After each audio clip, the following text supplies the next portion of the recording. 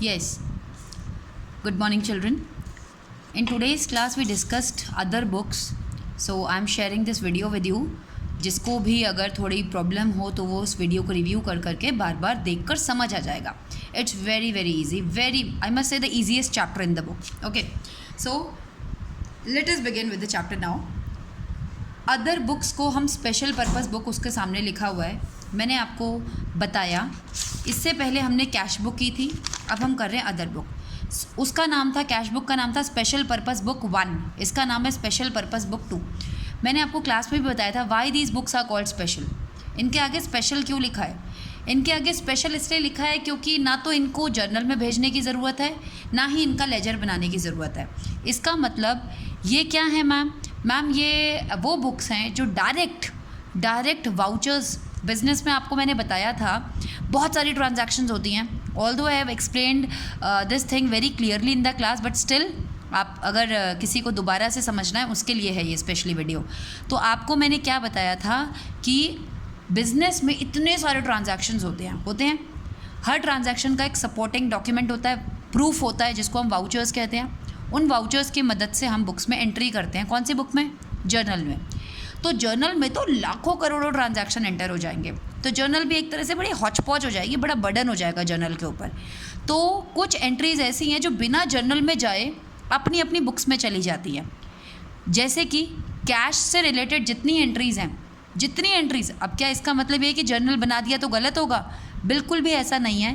Cash से related जितनी भी एंट्रीज़ है वो डायरेक्ट कैश बुक में बनाते हैं. एक्चुअल में अगर आप एक्चुअल अकाउंटिंग करेंगे तो कैश से रिलेटेड जितनी ट्रांजैक्शन थी उसको जर्नल में रिकॉर्ड करने की ज़रूरत नहीं है, उसको सीधा आप कैश बुक में भेज दीजिए.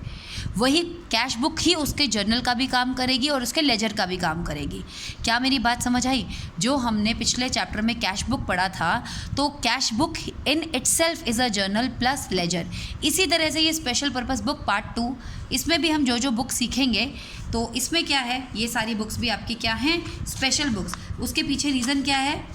उसके पीछे रीज़न ये है मैम, क्योंकि सीधा वाउचर्स से हम इनको भी इनकी बुक्स में रिकॉर्ड कर देते हैं. जैसे कि कैश से रिलेटेड आइटम कैश बुक में, परचेज से रिलेटेड आइटम परचेज बुक में, सेल्स से रिलेटेड आइटम सेल्स बुक में, परचेज रिटर्न से रिलेटेड परचेज रिटर्न में, सेल्स रिटर्न से रिलेटेड सेल्स रिटर्न में, और जो इनमें सब में ना आए वो किस में? जर्नल प्रॉपर में. तो direct entries are entered from transaction in the following books. Vouchers से सारी ट्रांजैक्शंस डायरेक्टली इन बुक्स में एंटर हो जाती हैं. ये बुक्स अपने आप में ही जर्नल और लेजर दोनों का काम करती हैं. These are both journal and ledger. इनसे आपको अलग अलग बनाने की ज़रूरत नहीं है, आप डायरेक्ट इन बुक्स में एंट्री करेंगे और ये जर्नल और लेजर दोनों होती हैं. चलिए, ये तो था सिर्फ थ्योरेटिकल पॉइंट ऑफ व्यू से आपको समझाना क्या मतलब है. सब डिवीजन, इसको एक तरीके से हमने ये भी बोला कि the books above are also called subsidiary books और स्पेशल पर्पस बुक और स्पेशल जर्नल और बुक ऑफ ओरिजिनल एंट्री. इनमें से कुछ भी नाम दे सकते हो आप, क्योंकि ये जर्नल का काम करती हैं. जर्नल कौन सी बुक होती है? जिसमें ओरिजिनल एंट्री की जाती है. तो आप भी तो इसको भी तो आप फर्स्ट ट्रांजैक्शन में ही उतार रहे हो, तो इनको भी हम बुक्स ऑफ ओरिजिनल एंट्री कह सकते हैं. तो कितने टाइप की बुक हम पढ़ेंगे?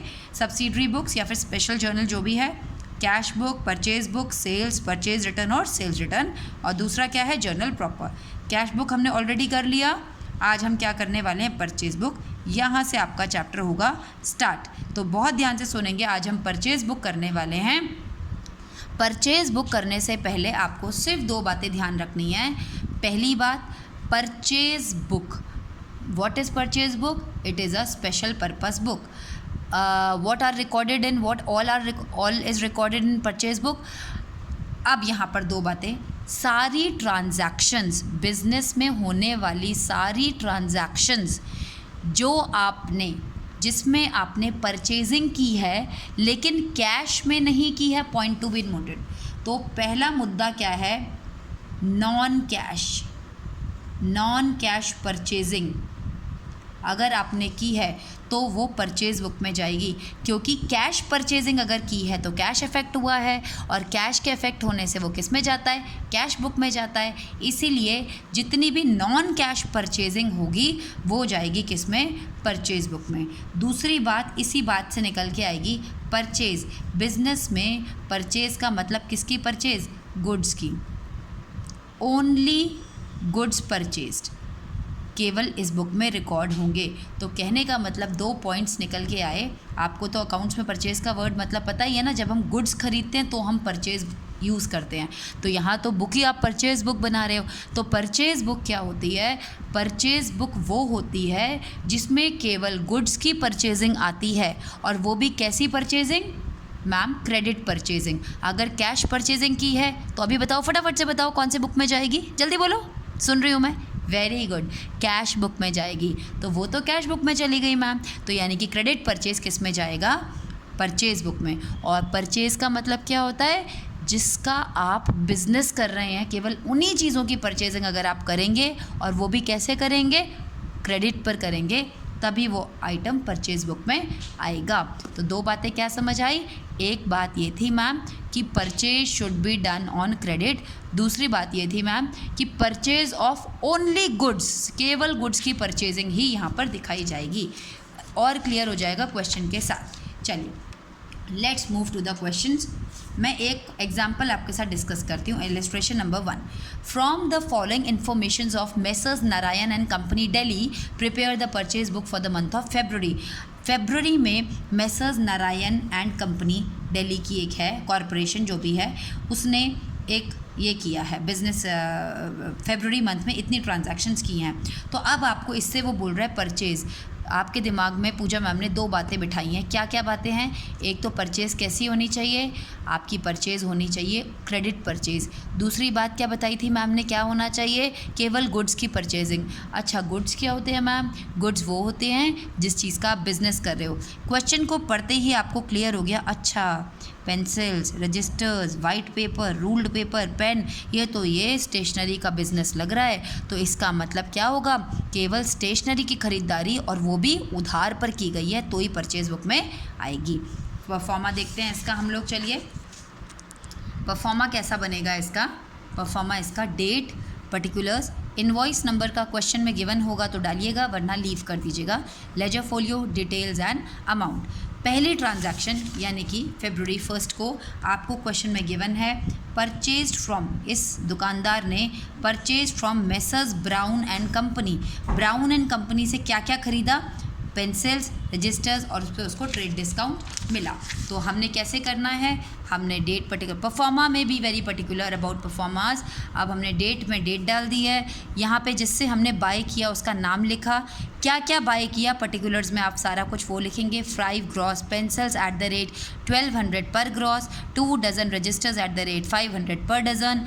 1 ग्रॉस, ग्रॉस का मतलब होता है 12 डज़न। तो आपको सीधा उन्होंने ग्रॉस की वैल्यू दी है। अगर 1 ग्रॉस 1200 का है तो 5 ग्रॉस कितने के होंगे? 6000 के। 2 डज़न, 1 डज़न रजिस्टर्स 500 के हैं तो 2 डज़न कितने के होंगे? 1000 के। टोटल करा 7000। उन्होंने बोला है उस पर ट्रेड डिस्काउंट देना है 10%। 7000 का 10% 700। अकाउंट्स में कहीं पर भी प्लस और माइनस का साइन मत लगाया करिए।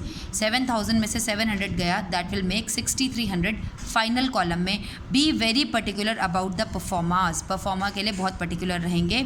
फरवरी 4 को आपने जिससे ख़रीदा उसका नाम, क्या ख़रीदा, अगर वो गुड्स हैं तभी आएंगे, आपने डाला। सेम एग्जैक्टली ऊपर वाले की तरह आपने इसको भी लिखा।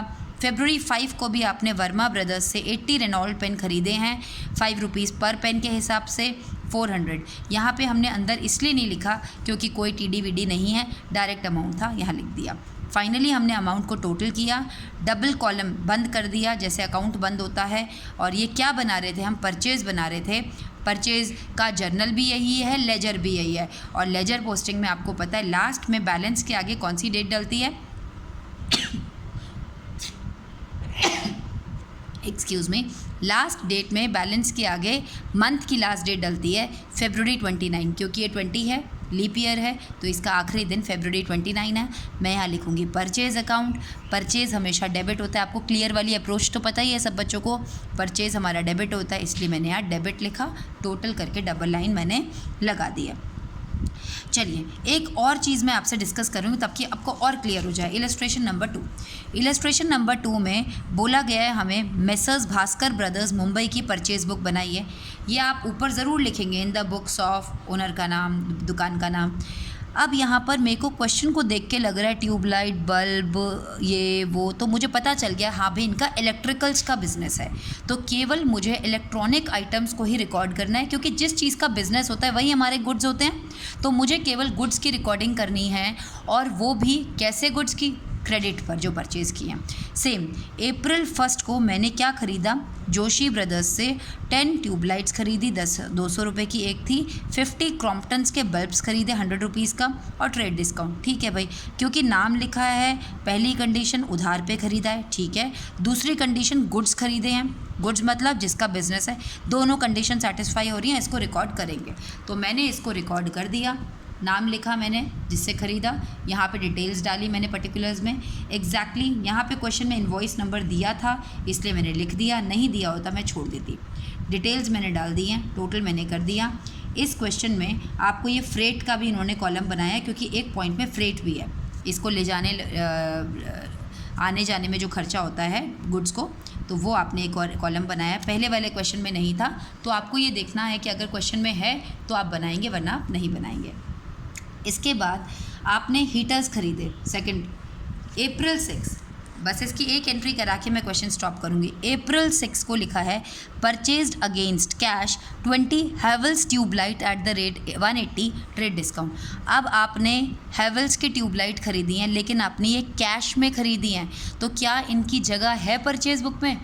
ख़रीदा तो आपने गुड्स ही है, ट्यूबलाइट्स या बल्ब्स जो भी क्रॉम्पटन के आप ख़रीद रहे हैं, ट्यूबलाइट्स ख़रीद रहे हैं, तो वो गुड, लेकिन वो कैश में ख़रीदा है तो यहाँ पर नहीं आएगा।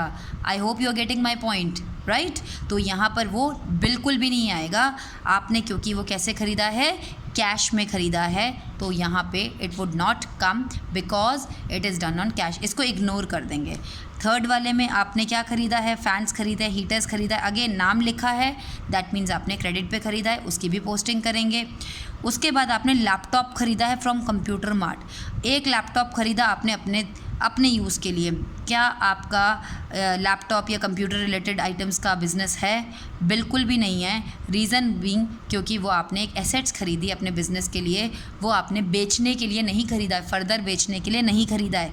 तो यहाँ पे तो आपको केवल गुड्स करने होते हैं ना, तो ये भी आप नहीं डालेंगे। उसके बाद आपने 50 डजन फिलिप बल्ब्स खरीदे, 25 पावर प्लग्स खरीदे। ये सब करने पर यहाँ पर इन्होंने बोला है फ्रेट। लास्ट पॉइंट चलो मैं बता देती हूँ इसका।